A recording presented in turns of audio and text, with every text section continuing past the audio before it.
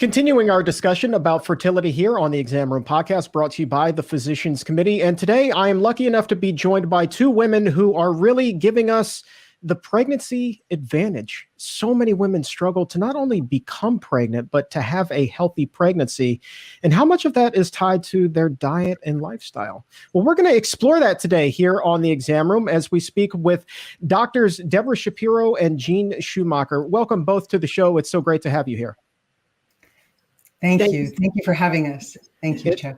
It's a real pleasure. And Dr. Shapiro, I want to start with you because you have extensive experience as an OBGYN. And in your practice, I'm sure that it was far too common that you would have patients, women who struggled, as I said right at the top, to not just become pregnant, but to carry that baby to term, have a healthy pregnancy. What were some of the things that you were noticing, and when did it kind of come to you that, hey, you know, there's something going on here as far as what they're eating and their lifestyle?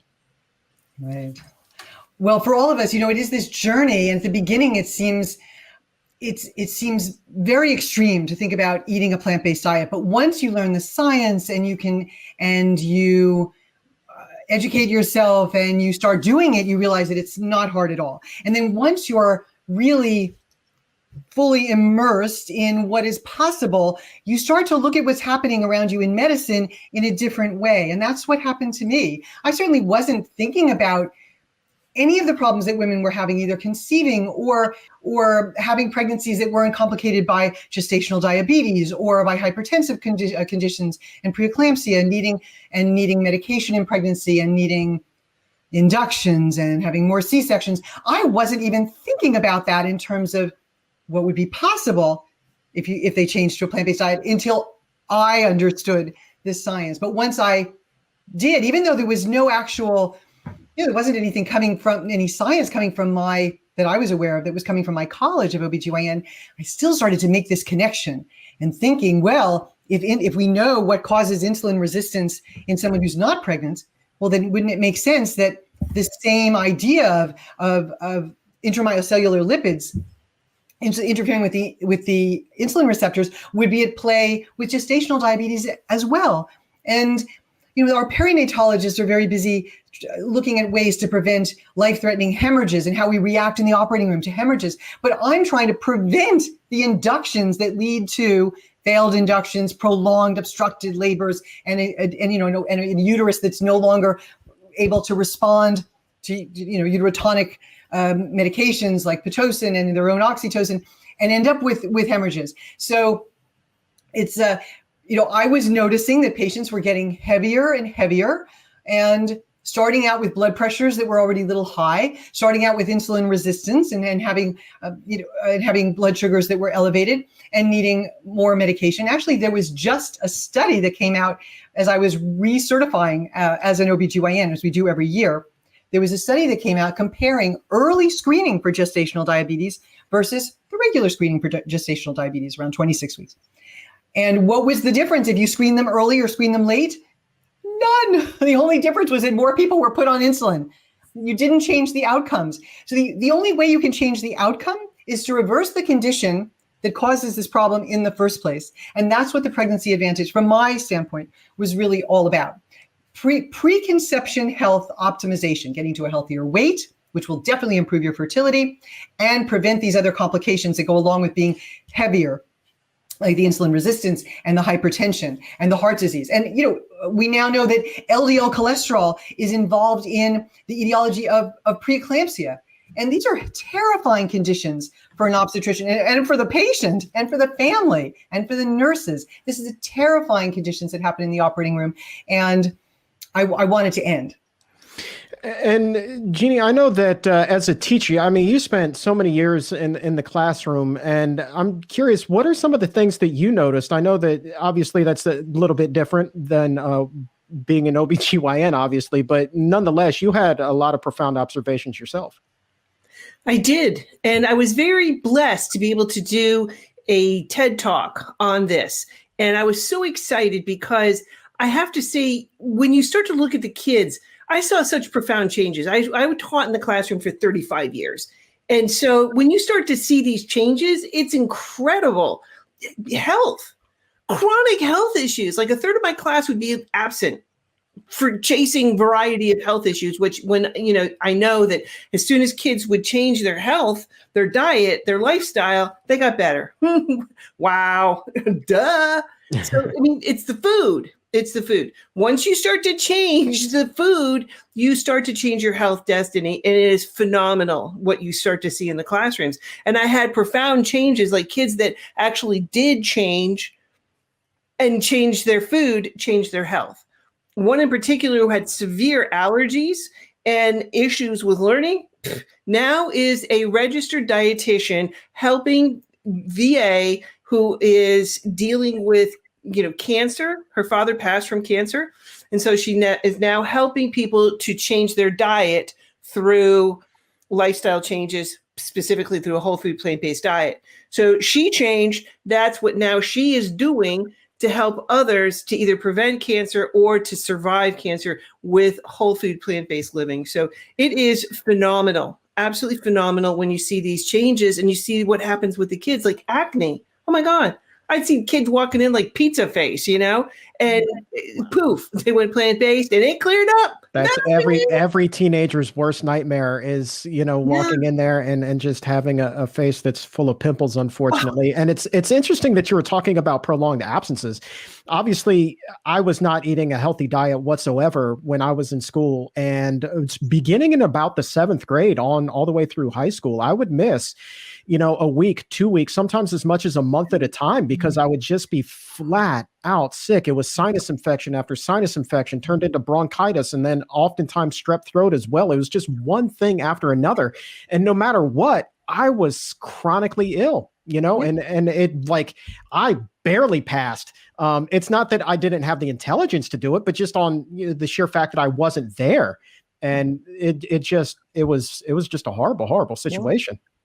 So that's why we started, Debra and I, we connected along the way. And the two of us just resonated right away because she was seeing it from her side, women having difficulty, her whole practice, and I'm sure she'll share with us, was started with this woman who had mercury poisoning. So she saw that from that aspect of it.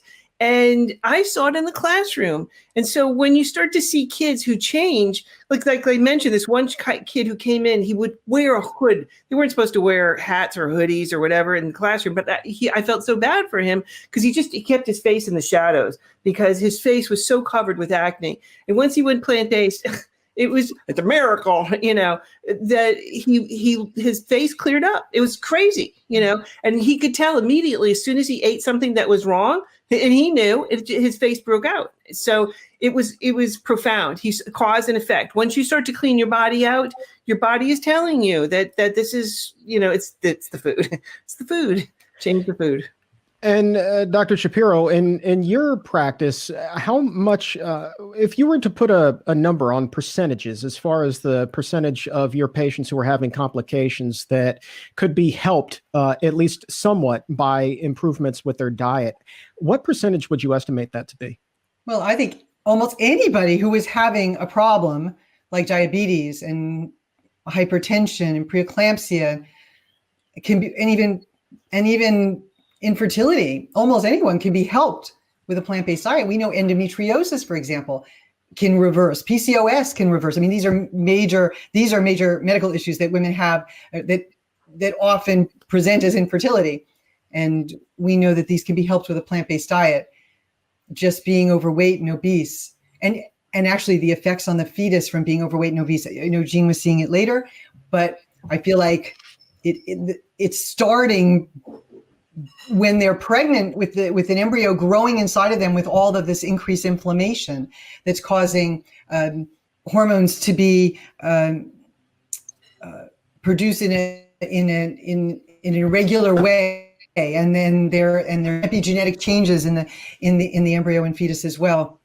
So malprogramming of hormones, for example, is happening when women are obese, and then when they're gaining and a large amount of weight also during pregnancy. And we know that this can even change the IQ of babies. But you were asking specifically, I think almost anyone who's having difficulty can be helped with a plant-based diet. Whether they'll do it, whether they want to make these kinds of changes, or whether even they're able to, because of family stresses and just social pressures on them and societal pressures is another question. We have to make it easier for everyone to make these changes. Let me take a second and ask you a little bit about having diabetes and being pregnant. It's so prevalent, not just gestational diabetes, but you look at the rate of type 2 diabetes among the adult population here in the U.S. What kind of risks and complications could present for a woman who has diabetes before she gets pregnant? And then how does that differ with gestational diabetes? Right. Well, if you have diabetes before you get pregnant, and your blood sugars are very high, you're very high risk of fetal malformations and miscarriages. And any obstetrician has probably experienced this. So really the miscarriage rate is very high and fetal losses, and not just embryonic losses, but losses later on when you're not controlled. Because high blood sugars, it's just an inflammatory state, and you have that lipotoxicity, and it's just very dangerous for a pregnancy. If you can get into better control before you get pregnant, you're certainly going to be much better off. The pressures, what happens during pregnancy is that there are hormones that are created by the placenta that tend to raise glucose and put an extra load on the pancreas. So if you already have some insulin resistance, your blood sugar is going to be up higher because of these hormones, like human placental lactogen, for example. And they make it more likely that you can develop a problem in pregnancy, even if you didn't have one before, because it's like an extra stress. What happens when you have diabetes in pregnancy is we do everything possible to get your blood sugar in control.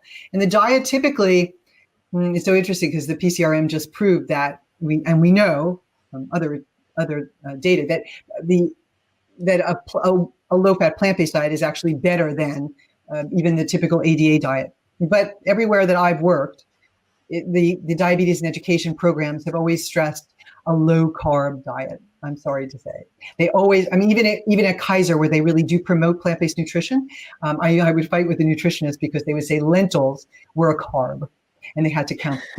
So yes, and I couldn't change that, and so that has to happen at a much higher level.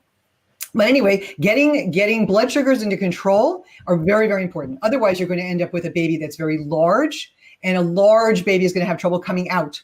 Not only that, but a large baby is not going to be the healthiest and can have problems later on. Of course, there's going to be more obesity later, and even trouble in the delivery room with blood sugars being out of control, even hypoglycemia in the delivery room. But then later, the babies are much more likely to have problems with obesity later on, and even heart disease. And moms who have diabetes are going to go on to have more problems. They're more likely to have preeclampsia and hypertensive disorders, and then even later heart disease. It's all sort of connected. But there's no reason why it shouldn't be connected, right? Because it all comes down to the same inflammation, oxidative stress, and dysbiosis, and lipotoxicity. It's all these 4 drivers of disease, and so they're all present when people are eating a diet that's mainly animal-based foods, and it's all not going to be present when you're eating a diet that's all about whole plant foods.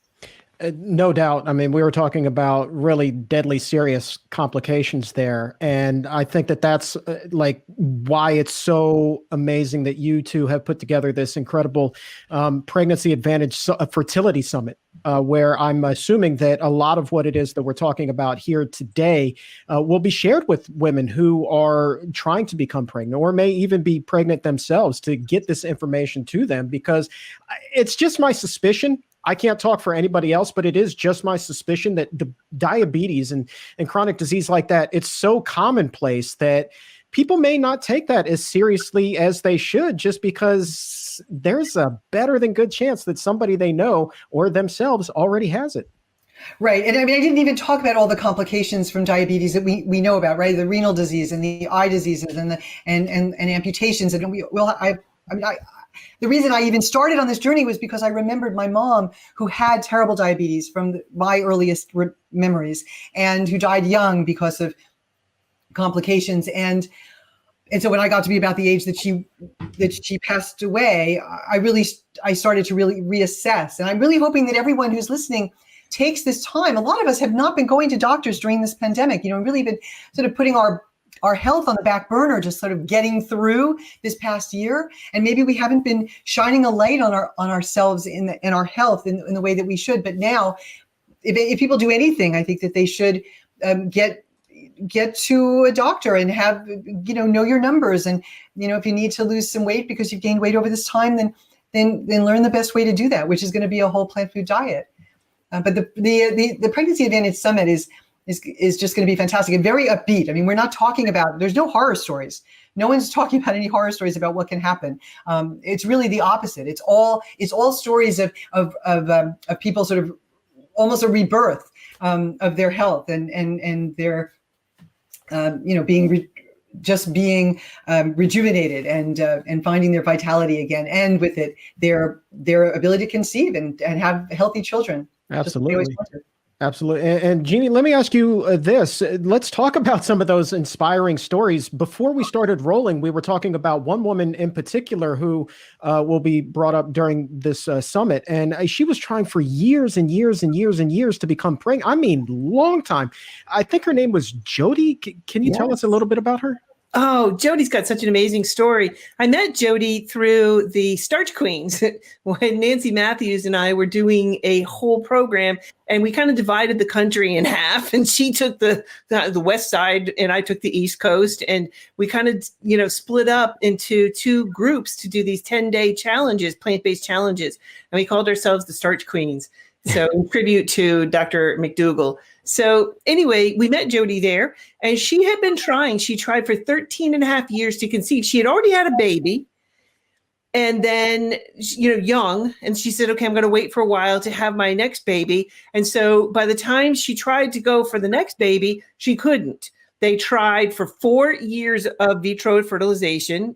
And she was told she was infertile now and would never get pregnant. And she tried, and they gave up after 4.5 years of in vitro fertilization. Then for a total of 13 and a half years, she tried to conceive and didn't until she joined our weight loss program and went plant-based, lost weight, and poof, magic. It's a miracle. She got pregnant. I mean, then we've got more stories like, I got to share this one. I love, love, love this one. Catherine, oh my God, at 27, she had stage 4 endometriosis. Okay. And she was scheduled to go in for a hysterectomy. And I guess she was during like a exploratory surgery. Her mom at this point, she was an only child. And her mom was like, I want grandchildren, hello. And she's like, no, Mom, I'm infertile. I can't have kids. And so she took her to a nutritionist who, started her on a plant-based diet.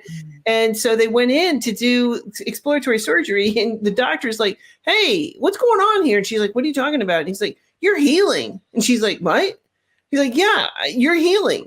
I don't know what you're doing. She's like, well, I changed my diet. And he's like, yeah, that's not going to happen. That won't help. Yeah, it's a miracle. Another one. So, we have all these stories about people who were having trouble or issues going, to get pregnant, and then went plant-based and poof, magic. Yeah, there we go. Are you going to be also talking about ways to cut through a lot of the confusion that's out there? We talk about this on the show from time to time. It's like everybody is an expert if you hop on Instagram or Twitter or Facebook or anybody's blog. Everybody is an expert when it comes to nutrition. And there's so much out there that when you're looking for an answer, man, it can be like trying to find a needle in a haystack and overwhelming. And sometimes, a lot of times, you may just want to throw your hands up and say, oh, forget this. So how do you Jeanne, how do you cut through all of that clutter that's out there? Well, what we did is we've been connecting with some of the top people in the country. And so we put them all together in one place. There's over 24 speakers. And I keep telling Debra, stop it, no more. She's like, no, just one more. One more. I just got one more. And I'm like, no, stop it. But we've got all these amazing stories.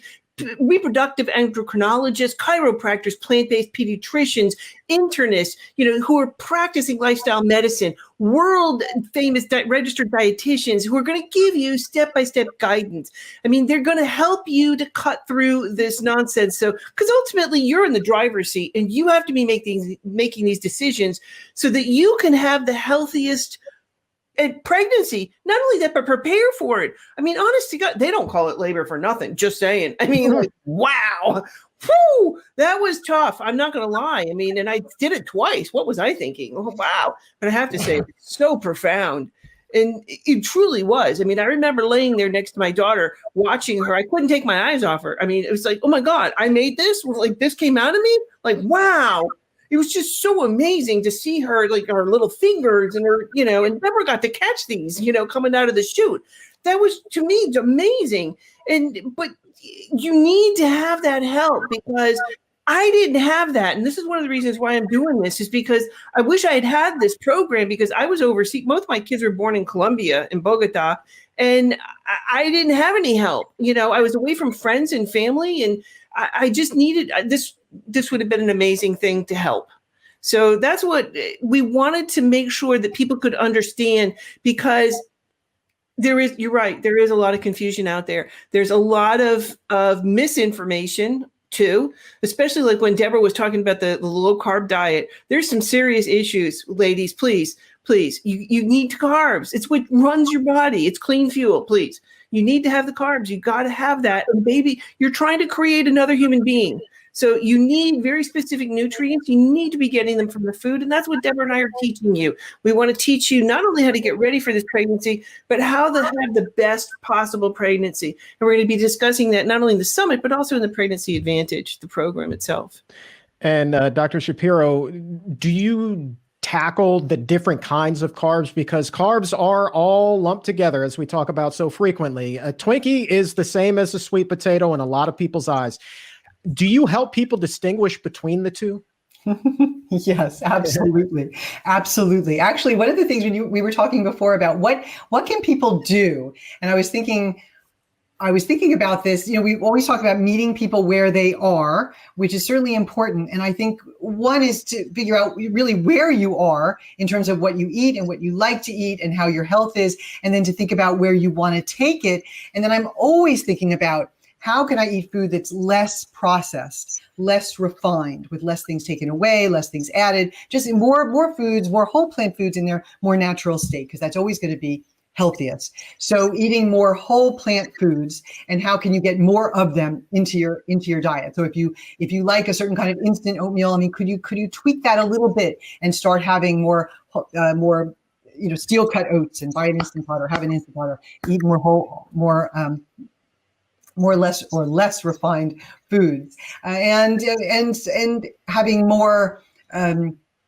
Well, one of the other things that we talk about in the Pregnancy Advantage, not only about food, but it's actually about chemicals also, because that's one part of the program that I think really sets us apart from other just sort of nutritional programs, is that we're also talking about trying to reduce our exposure to certain types of endocrine disrupting chemicals that can affect your fertility as well. So we talk about eating organic food when you can, and non-GMO, and staying away from glyphosate. So, and all of these things have an effect.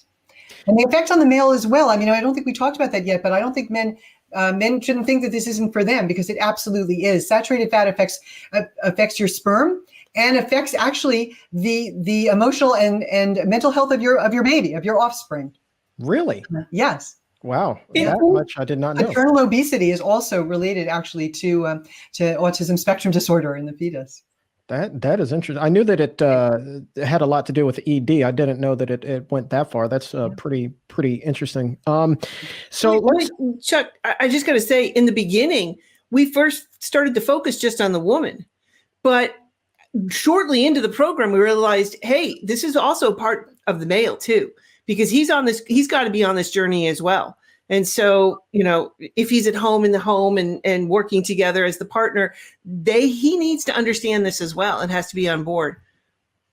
Well, I think, to put it in guy terms, you want the swimmers to be like Michael Phelps. And basically what you're telling me is that, when you eat a plant-based diet, that's how you get that Olympic level swimming. and reduce radiation exposure. Get those keys and phone out of your pocket. I mean, and get the laptop off your lap, and get out of the hot tubs. I mean, all of these things are important. So we talk about all of it. And of course, when you're talking about vitamins and minerals and looking at specific kinds of nutrients, we're looking at all of that. And we're blessed to have people. We had Brenda Davis on the show. We had Susan Levin on the show, and so Neil, of course. Oh my God.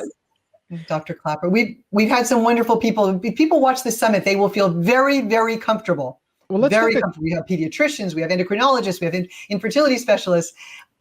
I think we've got people covered. It's going to be wonderful. Very exciting to help the next generation be healthier from day one, from T-minus 9 months no or question more. about it. No question about it. Let me ask you, as a doctor, when you're talking about exposure to toxins, let's stick specifically to food here for a minute. And you're talking about the organic versus traditional. And what if there is an obstacle that would prevent somebody from purchasing organic food, whether it be just lack of availability or the price is a big issue for them as well? What advice would you have for somebody who might find themselves in that situation? This is tough because in this country, bad food is subsidized and healthy food is often not. So things have to switch. And I know that PCRM is really working on that with the Department of Agriculture and Mr. Vilsack and all of that to really switch this up. And it has to in the future. It just has to if we're all going to survive. But in the meantime, we are lucky enough to have the Environmental Working Group, EWG.org, and they have their Dirty Dozen and Clean 15 lists that come out every year. This is a list of the produce that is the most heavily covered in pesticides and herbicides and the list of the ones that are least heavily covered. And so I think if people have an option and can afford organic with some of the ones, especially the ones that are the most heavily covered with toxins, I would encourage people to do that. But on the other hand, if anything, we don't want to discourage anyone from stuffing their face with lots of vegetables and fruits. So it is hard for people. And again, we're going to meet people where they are, but there might be easy switches that they can make where they do decide to buy organic with certain produce, and which seem to be a little more. And there are also things that people can do with produce that's covered in terms of washing them very, very well to remove the toxins. And the same with arsenic in rice, right? I mean, if they like rice, they can still eat rice, although we might ask them to switch it up and try, brown rice or black rice or even other whole grains, but you might want to soak it first to remove the arsenic, or buy certain kinds that might have lower levels of arsenic. I know it's so much to think about. Yeah, well, and that's a great point. Is I think for somebody, the layperson who is just getting indoctrinated into all of this, doesn't know anything about it, but is coming to the summit and wants to learn. It's so much information because you're covering not just the dietary aspect, but now the toxic aspect of it as well, environmental toxins. So how do you get this information to a person and make it not such an overwhelming prospect? Because we really are kind of talking about wholesale changes here, Jeanne. Well, that's where I come in because I'm the educator. Debra is the medical person. I'm the educator. So what I've done is I've used all the skills that I've, garnered as a teacher throughout, and I put it together in the Pregnancy Advantage, the program itself. So we have a learning management system platform. So all the information's there. We have a support group where, we have a private group that we share and talk and connect. But then we also meet once a week to discuss what are where are you in your journey? And so how can we best help you if you have questions? Because you're going to have questions. And so Debra and I are here from several different levels of being able to put our experience together in terms of over 10 years of plant-based understanding, education, research. Oh my God, that's all I do is read. She and Debra too. I mean, we're like vorsacious. I mean, we can't stop learning about this and all the practical tips, like what cookware do I use? What kind of glass, what kind of storage jars and how should I hit my kitchen and pots, Instant Pot. Oh my God, game changer right there. But it's all just learning these tips. Like, how do I work this into a new lifestyle? Because there's a lot to learn, and how to batch cook. I call it shop, chop, prep. So we cover all of these aspects in the Pregnancy Advantage. But in the Pregnancy Advantage Summit, the Fertility Summit, we're talking with some of the top people in the country, people that have been raising their children, like Stefan Esser. Oh my God, his grandfather ran Esser Ranch in Florida, already promoting, through the National Health Association, promoting a whole food, plant-based SOS, salt, oil, sugar-free diet lifestyle since 1948. He was raised this way. He's third generation being raised whole food, plant-based. And then he's raising his kids that way as well. And not only did he become a medical doctor, but at the same time, he was like double world champion or something like in tennis, like ridiculous. I mean, like on the court, practicing as an athlete. And oh, by the way, he became a doctor too. So, I mean, like incredible stories of people like that who are raising their children, you know, like Joanna Frey down in the Back to the Garden in Puerto Rico. Oh my gosh, she's raising her kids plant-based and just they're thriving. And she just had a pregnancy and her baby's now about 7 months. Incredible stories. I mean, how wonderfully healthy their kids are. And, you know, Kim Campbell, who's her cookbooks, my gosh, to me are some of the best out there. I mean, I think I own them all. My husband's going to consider intervention at some point because I keep collecting cookbooks. And, you know, he's like, stop. No, we have no more room in the house. Please stop. But she has some of the best cookbooks and she raised, for the most part, her kids plant-based all the way. And, you know, incredible. And they're healthy and thriving and, you know, just incredible stories. So we're very blessed to be able to connect with so many amazing people to hear what they're doing, share stories, you know, inspiration without question. So I want to leave the listeners and the viewers, the exam roomies, as I call them. I want to leave them with some practical tips. And so if somebody is watching this right now and they are trying to become pregnant right now and they're thinking, well, I'm more of a gradual person. I'm not an overnight person to make these kinds of changes.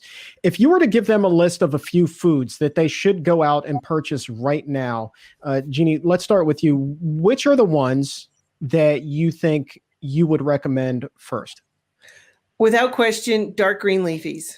That's high in my book right there. Every day we encourage the ladies to start with a smoothie that is going to be jam-packed with phytonutrients and things like ground chia seeds and things to help provide fiber and bulk, because you're going to need fiber, just saying, you're going to need that fiber getting through.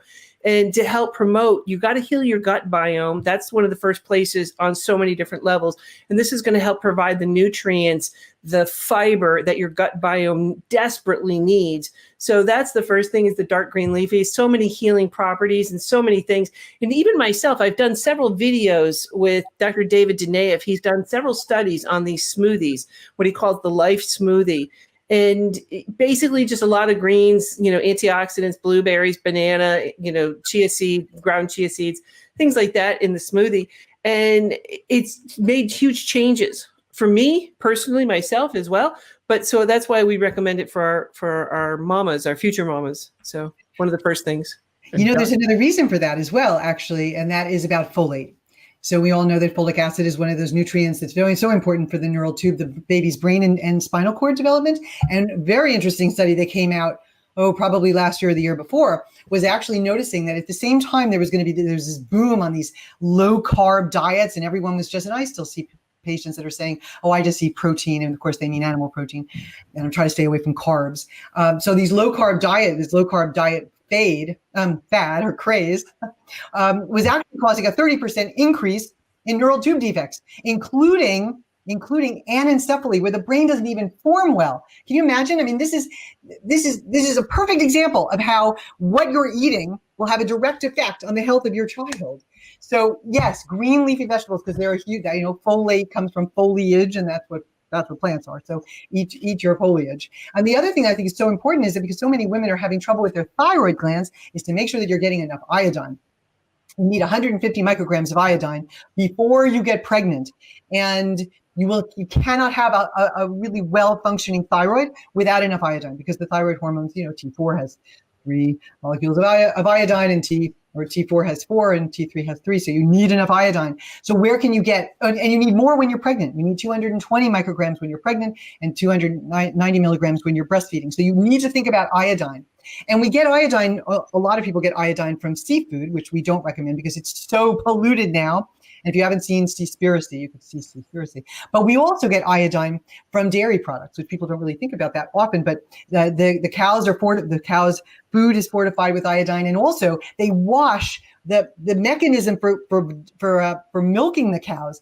They wash their teats with the iodine-based soap, like betadine, like we wash before surgery, and they also clean all of the drums and tubing and all of that is cleaned with iodine. So we get with an iodine-based soap. So we get iodine that way. But if you're not going to be having dairy, which I definitely recommend getting off of cow's milk because it's not good for us, then you need to think about where you're going to get your iodine. And we get it from sea vegetables or from your prenatal vitamins or from iodized salt. If you can have a little bit of salt, then half to 3/4 of a teaspoon of iodized salt will give you the 150 micrograms.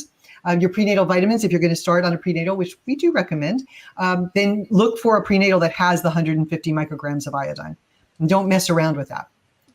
Also sea vegetables like nori, but some of them have too much, so you have to be careful, but we're going to be discussing it. And that is why you are truly doing just such important work. And I cannot thank you both enough for being here today and offering not just information, but a lot of hope and inspiration as well. There's so many women out there who are struggling with this. And as you brought up, men as well.